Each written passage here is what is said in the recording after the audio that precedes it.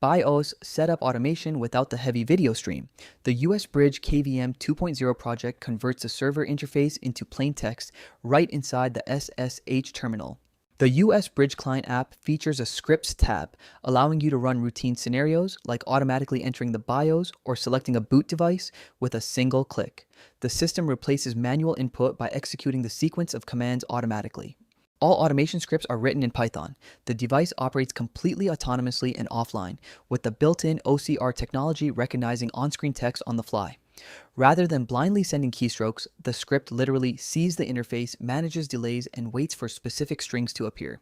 Pop-up windows are automatically closed with an escape key press once they are recognized. The proprietary client is completely optional. Since the BIOS interface is converted into plain text, control is accessible through a standard SSH terminal from any device. Pressing Ctrl plus X opens a console settings menu, where Python scripts can also be launched. The OCR logic operates identically, updating lines directly within the terminal. Local OCR on a KVM device takes data center automation to a whole new level. Project details are in the description below. Leave your ideas for new scripts in the comments.